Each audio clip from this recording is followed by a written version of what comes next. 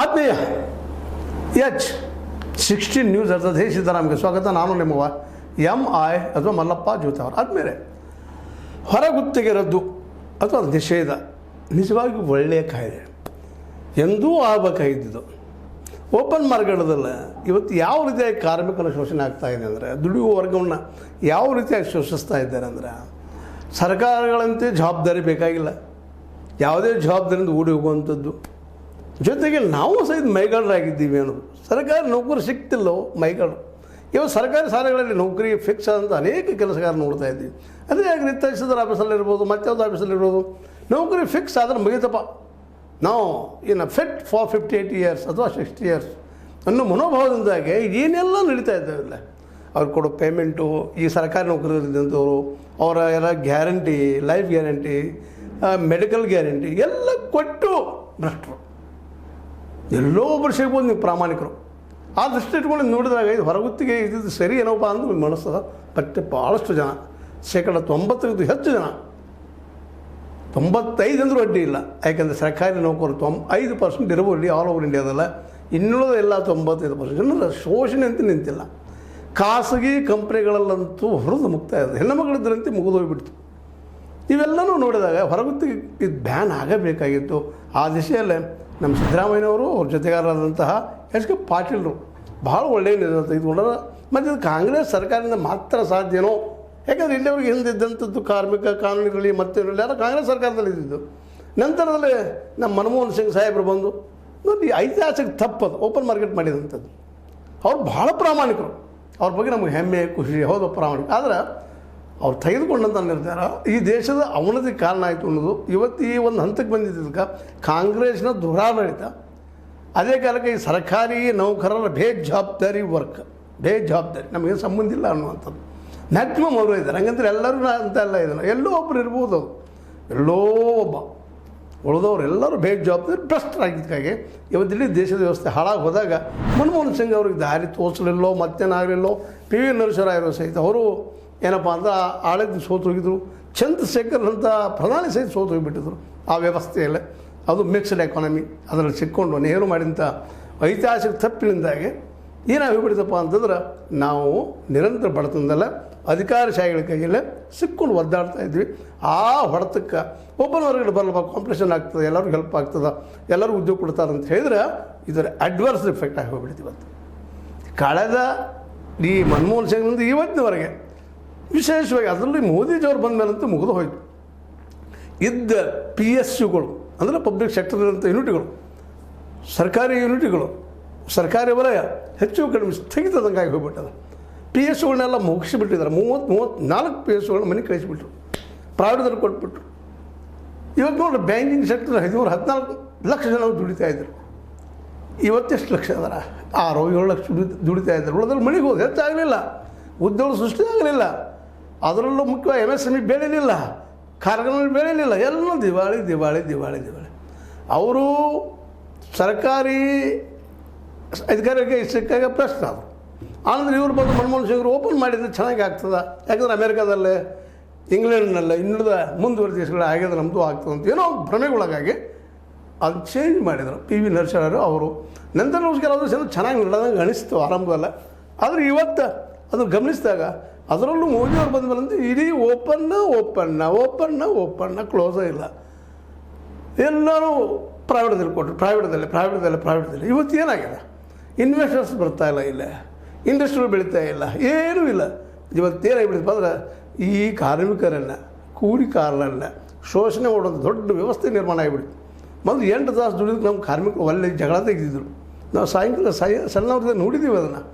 8 ತಾಸು ಭಾಳ ಆಗ್ತದೆ, 6 ತಾಸು ಮಾಡಿರಿ, ಮತ್ತೇನೋ ಮಾಡಿರಿ ಅಂತ ಡಿಮಾಂಡ್ ಸಹಿತ ಮಾಡ್ತಾಯಿದ್ರು. ಮತ್ತು ಎಲ್ಲ ಕೊಟ್ಟು ಸರಿಯಾಗಿ ಕೆಲಸ ಮಾಡ್ತಾಯಿಲ್ಲ. ಅದೊಂದು ದುರಂತನ, ಅದು ಆಗಬಾರ್ದಾಗಿತ್ತು. ಇವತ್ತು ನೋಡಿರಿ ಸರ್ಕಾರಿ ಶಾಲೆಗಳಲ್ಲಿ ಟೀಚರ್ಗಳು ಎಲ್ಲ ಅದಾವೆ, ಅದಕ್ಕೆ ಕಲಿಸೋದು ಸರಿಯಾಗಿ ಹೋಗೋದೇ ಇಲ್ಲ ಅನ್ನೋದು ರಿಪೋರ್ಟ್ಸ್ ಭಾಳ ಅದಾವೆ. ಸರ್ಕಾರಿ ಶಾಲೆ ಆಯಿತು, ಅದರಲ್ಲೂ ಮುಖ್ಯವಾಗಿ ಶಿಕ್ಷಣ ಕ್ಷೇತ್ರ ಭಾಳ ಮಹತ್ವದ್ದು, ಅಲ್ಲಿ ಸರಿಯಾಗಿ ವರ್ಕ್ ಆಗ್ತಾಯಿಲ್ಲ. ಇದ್ದಾರೆ ಒಳ್ಳೆಯವರು, ಅದರ ಪ್ರಮಾಣ ಭಾಳ ಕಡಿಮೆ. ಇದನ್ನೆಲ್ಲ ನೋಡಿಕೊಂಡು ಹೊರಗುತ್ತಿಗೆ ಕೊಟ್ಟರು. ಹೊರಗುತ್ತಿಗೆ ಅದಕ್ಕೊಂದು ಭೀಕರಾಗಿ ಹೋಗ್ಬಿಟ್ಟದೆ ಇವತ್ತು ಈ ದೇಶದಲ್ಲ. ಎದಕ್ಕಾಗಿ ಇವತ್ತು ಏನು ಕಾಯ್ದೆ ತರ್ತಾ ಇದ್ದ ಹೊರಗುತ್ತಿಗೆ 2028 ಮಾರ್ಚ್ 31 ಹೊರಗುತ್ತಿಗೆ ಇಲ್ಲ. ಇವತ್ತು ನೋಡಿ ಹೊರಗುತ್ತಿಗೆ ಬರೀ ಏನೇನು ನಿಯಮ ನುಗ್ಗಿರಿ ಎಲ್ಲ ಡಿಪಾರ್ಟ್ಮೆಂಟ್ ಹೊರಗುತ್ತಿಗೆ. ಪರ್ಮನೆಂಟ್ ಇಲ್ಲ ಅದೇ 100, 200, 500 ಕರೀದು ಒಂದಿಷ್ಟು ತುಂಬಿಕೊಳ್ಳೋದು, ಅಲ್ಲಿ ಲಂಚಾವತಾರ ಮೇಲಾಧಿಕಾರಿ ಕೊಡಬೇಕು, ರಾಜಕಾರಣಿ ಕೊಡಬೇಕು, ಎಲ್ಲರೂ ಕೊಟ್ಟು ನೌಕರಿ ಹಿಡಿಬೇಕು. ದೊಡ್ಡ ಅದು ಸಾಹಸ. ಎಲ್ಲೋ ಒಂದು ಇದು ಬುದ್ಧಿವಂತರು ಅತಿ ಒಂದು ಪ್ರತಿಭಾವಂತ ಮಾತ್ರ ಸೆಲೆಕ್ಟ್ ಆಗ್ಬೋದು. ಅದು ಉಳಿದ ಹಾರ್ಡ್ ವರ್ಕ್ ಮಾಡೋರು ಎಷ್ಟೋ ಜನ ಫೇಲ್ ಆಗಿ ಹೋದರು. UPSC, KPSC, ಕಡೆಗೆ UPSC ಸಹಿತ ಪ್ರೈವೇಟ್ ತಂದು ಪ್ರಯತ್ನ ಮಾಡಿದರು, ಹೊರಗಿನವ್ರು ತಂದು ಹಾಕ್ಲಿಕ್ಕೆ ಶುರು ಮಾಡಿದರು. IAS ಅಂತೇಳಿ ಇಲ್ಲ ಕ್ವಾಲಿಟಿ ಹೆಚ್ಚಾಗ್ತದಂತ. ಇವತ್ತಿಗೆ ಏನು ಕ್ವಾಲಿಟಿ ಹೆಚ್ಚಾಗಿದೆ ಈ ದೇಶದಲ್ಲ? ಏನು ಕ್ವಾಲಿಟಿ ಹೆಚ್ಚಾಗಿದೆ? ಓಪನ್ ಮಾರ್ಕೆಟಾಗಿ ಏನಾಯ್ತು ಇವತ್ತಿನ ಈ ದೇಶದ ಸ್ಥಿತಿ? ಇವತ್ತು ಅತ್ಯಂತ ಜಗತ್ತಲ್ಲಿ ಅತ್ಯಂತ ಬಡ ದೇಶ. 224 ಲಕ್ಷ ಕೋಟಿ ರೂಪಾಯಿ ಸಾಲ.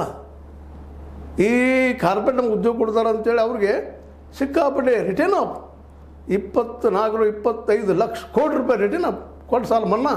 ಆದರೂ ಉದ್ಯೋಗ ಇಲ್ಲ. ದುಡ್ಡಿನ ಉದ್ಯೋಗ ಸೃಷ್ಟಿ ಆಗ್ತಾಯಿಲ್ಲ. ತೊಗೊಂಡ್ರು ಹೊರಗೂ ಮೇಲೆ ತೊಗೊಳ್ಳೋಂಥದ್ದು, ರೆಕಾರ್ಡ್ಸ್ ಇರೋದಿಲ್ಲ. ಕಾನೂನು ಚೌಕಟ್ಟಲ್ಲಿ ಸಿಗದಂಗೆ ತೊಗೊಳ್ಳೋವಂಥದ್ದು. ಪಾಪ ಬಡ ಕಾರ್ಮಿಕಗೆ ಯಾವ್ದಾದ್ರು ಸಿಕ್ಕರೆ ಸಾಕಪ್ಪ, ನಾ ಬದುಕಿದ್ರೆ ಸಾಕು ಅನ್ನುವಂಥ ಕಾರಣಕ್ಕಾಗಿ ಒಂದು 5 ಕಿಲೋ ಅಕ್ಕಿಗಾಗಿ, ಒಂದು ಸಣ್ಣ ಗುಡಿಸಲಿಕ್ಕಾಗಿ ಸರ್ಕಾರಕ್ಕೆ ಜೈ ಜೈ ಅನ್ಕೊಂತ ಹೋಗುವಂಥದ್ದು ನಾವು ನೋಡ್ತಾ ಇದ್ದೀವಿ. ಇಂಥ ಸಂದರ್ಭದಲ್ಲೇ ಹೊರಗುತ್ತಿಗೆ ನಿಷೇಧ ಮಾಡಿದ್ದರಿಂದಾಗಿ ಅದು ತರಬೇಕದೇನು ನಮ್ಮ ಬರುವ ಬೆಳಗಾವಿ ಅಧಿವೇಶನದಲ್ಲೇ ತರುವಂಥ ಪ್ರಯತ್ನವನ್ನು ನಮ್ಮ ಏನಪ್ಪ ಅಂತಂದ್ರೆ ಈ ಸರ್ಕಾರ, ಸಿದ್ದರಾಮಯ್ಯ ಸರ್ಕಾರ ಮಾಡ್ತಾ ಇರೋದು ನಿಶ್ಚಿತವಾಗಿಯೂ ಭಾಳ ಮೆಚ್ಚಬೇಕಾದಂಥ ಮಾತು. ಅದೇ ಕಾಲಕ್ಕೆ ಇತಿಹಾಸದಿಂದ ಕಲಿತ ಪಾಠಗಳು ನಮ್ಮಲ್ಲಿ ಸಾಕಷ್ಟಿದ್ದಾವೆ. ಈ ಕಾರ್ಮಿಕರಿಗಾದರೂ ಸಹಿತ ಅಥವಾ ಇಲ್ಲಿ ಒಂದು ವರ್ಕರ್ಸಿಗಾದರೂ ಸಹಿತ ಅವ್ರ ವರ್ಕ್ ಇಂಟ್ರೆಸ್ಟ್ ಆಗಲೇಬೇಕು ಅನ್ನೋ ಕಂಡೀಷನ್ಗಳು ಆಯಾ ಇಲಾಖೆಯ ವರ್ಕ್ ಒಂದು ನೇಚರ್ಗಳು ಗೊತ್ತಾಗಿ ಆಗ್ತದೆ. ಈ ಎಲ್ಲ ನೆಲೆಗಟ್ಟಿನಲ್ಲಿ ಇದನ್ನು ತಿದ್ದುಪಡಿ ಮಾಡೋದು, ಜೊತೆಗೆ ಇಲ್ಲಿ ಮೀಸಲಾತಿ ಅಂತ ಅನಿವಾರ್ಯ ಅದ. ಅದೇ ರೀತಿ ಉದ್ಯೋಗ ಸೃಷ್ಟಿನೂ ಆಗಿರಿ. ಯಾಕಂದರೆ ಇವತ್ತು 70,000 ಪೋಸ್ಟ್ಗಳು, ಅದು ಶಿಕ್ಷಕ ಪೋಸ್ಟ್ ಖಾಲಿ ಇದ್ದಾವೆ. ಇನ್ನೂ ಬೇರೆ ಬೇರೆ ಡಿಪಾರ್ಟ್ಮೆಂಟ್ ಸಾಕಷ್ಟು ಇದ್ದಾವೆ. ಅವ್ನು ತುಂಬಿಕೊಳ್ತಾ ಇಲ್ಲ, ಬರೀ ಹೊರಗುತ್ತಿ ಮೇಲೆ ತೊಗೊಳ್ಳೋದು, ಒಂದು 2 ವರ್ಷ ಬಿಡೋದು, ನಂತರ ಡಿಸ್ಕಂಟಿನ್ಯೂ ಮಾಡೋದು, ಮತ್ತೇನು ಮಾಡೋದು, ಮತ್ತು ಅಲ್ಲೂ ಗದ್ದಲ ಮಾಡುವಂಥದ್ದು. ಅದಕ್ಕೆ 2028 ಮಾರ್ಚ್ 30ರಿಂದ ಇದರ ಹೊರಗುತ್ತಿಗೆ ರದ್ದು ಮಾಡ್ತಾಯಿದ್ದೀವಿ, ಅದನ್ನು ನಿರ್ಧಾರ ತಗೊಂಡಿದ್ದೀವಿ ಅನ್ನುವಂಥ ಮಾತು ಮಾತ್ರ ಭಾಳಷ್ಟು ಏನಪ್ಪ ಅಂತಂದ್ರೆ ಮೆಚ್ಚುವಂಥದ್ದು. ಇನ್ನು ಬೀದರ ಮಾದರಿಯಲ್ಲಿ ಬೀದರನ್ನು ಮಾದರಿ ಮಾಡಿದ್ದಾರೆ. ಅದರ ಪ್ರಕಾರ ಜಿಲ್ಲಾ ಮಟ್ಟದಲ್ಲಿ ಕಾರ್ಮಿಕ ಸೇವೆಗಳ ವಿವಿಧ ಉದ್ದೇಶಗಳ ಸಹಕಾರ ಸಂಘಗಳ ಮೂಲಕ ಗುತ್ತಿಗೆ ವ್ಯವಸ್ಥೆ ಮುಂದುವರಿಸಬಹುದು. ಅದು ಸಹಕಾರ ಸಂಘಗಳ ಮೂಲಕ ಮಾಡುವಂಥದ್ದು ನೀನು ಇಟ್ಟಿದ್ದಾರೆ. ಆದರೂ ನಾವು ಹೇಳುವಂಥದ್ದಿಲ್ಲ ಏನಪ್ಪ ಅಂತಂದ್ರೆ ಎಲ್ಲೂ ಇದಕ್ಕೆ ಆಸ್ಪದ ಕೊಡಬಾರ್ದಿಲ್ಲ, ಮೂವ್ಸ್ ಹೋಗೋದಕ್ಕೆ ಆ ನೆಲೆಗಟ್ಟಲೆ ಆಗಿದ್ದು ಭಾಳ ಉತ್ತಮ. ಜೊತೆಗೆ ಈ ರೀತಿ ನೇಮಕಾತಿ ಮಾಡಿಕೊಳ್ಳುವ ಸಂದರ್ಭದಲ್ಲಿ ಮೀಸಲಾತಿ ನಿಯಮ ಪಾಲಿಸಲು ಹಾಗೆ ನೇಮಕಗೊಂಡವರಿಗೆ ಕಾನೂನು ಪ್ರಕಾರ ಸಿಗಬೇಕಾದ ಎಲ್ಲ ಸವಲತ್ತುಗಳು ಕಡ್ಡಾಯವಾಗಿ ಸಿಗುವಂತೆ ಮಾಡೋ ಪ್ರಸ್ತಾಪ ಈ ಮಸೂದೆಯಲ್ಲಿದೆ. ಈ ಒಂದು ಹೊರಗುತ್ತಿಗೆ ನಿಷೇಧ ಕಾಯ್ದೆಯಲ್ಲಿ ಇವೆಲ್ಲ ಅಳವಡಿಸಿದ್ದಾರೆ. ಇನ್ನೂ ಆಗಲಿ, ಚರ್ಚೆ ಆಗಲಿ, ಮತ್ತು ತರ್ತಾ ನಿಜವಾಗಿಯೂ ಅದು ಬರಲೇಬೇಕಾದಂಥದ್ದು. ಯಾಕಂದರೆ ಉದ್ಯೋಗಗಳು ಮತ್ತು ಸೃಷ್ಟಿ ಇಲ್ಲ, ಇದ್ದಿನ ಉದ್ಯೋಗಗಳು ಸಹಿತ ಹೊರಗುತ್ತಿಗೆ ಮೇಲೆ. ಹೀಗಾಗಿ ಅಲ್ಲೂ ಸಹಿತ ಲಂಚಾವತಾರದೆಲ್ಲ, ಯಾಕಂದ್ರೆ ಒಮ್ಮೆ ಇದು ನಮ್ಮ ದೇಶಕ್ಕೆ ಅಂಟ್ಕೊಂಡು ರೋಗ ಆಗಿಬಿಟ್ಟಿದ್ದು. ಸರ್ಕಾರದಲ್ಲಿ, ಪ್ರೈವೇಟ್ ಇರಲಿ, ಮತ್ತು ಕಂಪ್ನಿಗಳಂತೂ ಅವ್ರು ಹೇಳೋರೆಲ್ಲ ಕೇಳೋರಲ್ಲ. ಇವತ್ತು ತೊಗೊಳ್ಬೋದು, ನಾಳೆ ಹೊರಗೂ ಹಾಕ್ಬೋದು. ಇವತ್ತು ಶಿಕ್ಷಕರ ಪರಿಸ್ಥಿತಿ ಅದಾಗಿದೆ. ಹೊರಗುತ್ತಿಗೆಯಿಂದಾಗಿ 10 ತಿಂಗಳು ದುಡಿಸ್ಕೊಳ್ಳೋದು, ಆ ನಂತರ ಅವರನ್ನು ಹೊರಗೆ ಹಾಕೋದು, ಮತ್ತು 2 ತಿಂಗಳ ನಂತರ ಮತ್ತೆ ತೊಗೊಳ್ಳೋದು, ಮತ್ತೆ ಹೊರಗೆ ಹಾಕೋದು, ಇವೆಲ್ಲ ನೋಡಿ ಇವತ್ತು ಅನೇಕ ಜನ ಪಾಪ ಬೀದಿ ಮೇಲೆ ಬಿದ್ದುಕೊಂಡು ಹೋಗುವಂಥ ಪ್ರಸಂಗ ಬಂದುಬಿಟ್ಟದ. ಈ ದಿಸೆಯಲ್ಲಿ ನಮ್ಮ ಕರ್ನಾಟಕದ ಕಾಂಗ್ರೆಸ್ ಸರ್ಕಾರ ನಿಜವಾಗಿ ಒಳ್ಳೆಯ ಒಂದು ಮಸೂದೆಂತರೂ ಪ್ರಯತ್ನ ಮಾಡ್ತಾಯಿದೆ. ಇದಕ್ಕೆ BJPಗೂ ಸಹಿತ ಬೆಂಬಲ ಸೂಚಿಸಬೇಕಾಗಿತ್ತು, ಅನಿವಾರ್ಯ ಅಂತ ನನಗೆ ಅನಿಸ್ತದೆ. ಯಾಕಂದರೆ ವಿರೋಧ ಆಗಲಾರದ ಇನ್ನೂ ಏನು ಮಾಡಲಿಕ್ಕೆ ಸಾಧ್ಯದ. ಇತ್ತ ಕಾರ್ಮಿಕರಿಗೆ ಅಥವಾ ದುಡಿಯುವ ವರ್ಗದವ್ರಿಗೆ ಉದ್ಯೋಗ ಮೈ ತುಂಬ ಕೆಲಸ ಆಗಿರಬೇಕು. ಅದೇ ಕಾಲಕ್ಕೆ ಅವ್ರಿಗೆ ದುಡಿತಕ್ಕಂಥ ಪ್ರತಿಫಲ, ಒಂದು ಪೇಮೆಂಟ್ ಸಿಗುವಂಥದ್ದು ಆಯ್ತಪ್ಪ ಅಂತಂದ್ರೆ ನಿಶ್ಚಿತವಾಗಿ ಇದನ್ನು ಮಾಡಿದ ಸಾರ್ಥಕ ಆಗ್ತದೆ. ಹೊರಗುತ್ತಿಗೆ ಮೊದಲು ಬಂದ್ ಮಾಡುವಂಥದ್ದು ಭಾಳ ಅವಶ್ಯಕ. ಯಾಕಂದ್ರೆ ಇವತ್ತಿನ ಈ ದೇಶದ ಒಂದು ಏನಪ್ಪ ಅಂತಂದ್ರೆ ನಿರುದ್ಯೋಗಕ್ಕೆ ದೊಡ್ಡ ಕಾರಣ ಈ ಹೊರಗುತ್ತಿಗೆ. ಜೊತೆಗೆ ಕಂಪ್ನಿಗಳಿಗೆಲ್ಲನೂ ಕೊಟ್ಟಿದ್ದ ಹೋಗುವಂಥದ್ದು. ಇನ್ನಾದರೂ ಈ ದಿಶೆಯಲ್ಲಿ ನಮ್ಮ ಸರ್ಕಾರ ಚಿಂತನೆ ಮಾಡಲಿ. ಜೊತೆಗೆ ಹೊರಗುತ್ತಿಗೆ ನಿಷೇಧಂತೆ ಮಾಡುವಂಥ ನಿರ್ಧಾರ ಮಾಡಿದರೆ ಮಸೂದೆ ಬರಲಿ, ಎಲ್ಲರಿಗೂ ಒಳ್ಳೆಯದಾಗಲಿ. ದುಡಿಯುವ ವರ್ಗ ತಾವು ದುಡಿತಕ್ಕೆ ತಕ್ಕಂಥ ಪ್ರತಿಭೆ ಪಡೆಯುವಂತಾಗಲಿ ಅನ್ನೋದು ನನಗೆ ಮಾತು ಈ ಸಂದರ್ಭ ಮತ್ತೊಂದು ನೆನಪು ಮಾಡ್ತಾ, ಈ ಹೊಸ ಮಸೂದೆಗೆ, ಹೊರಗುತ್ತಿ ನಿಷೇಧ ಮಸೂದೆಗೆ ನಮ್ಮದು ತೆರೆದ ಹೃದಯದ ಸ್ವಾಗತ.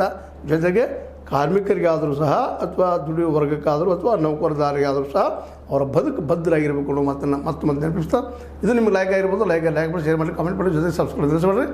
S16 ನ್ಯೂಸ್ ಅರ್ಥಾತ್ ಸಿದ್ದರಾಮಯ್ಯ ಸತ್ಯಕ್ಕೆ ವಂದನೆಗಳು.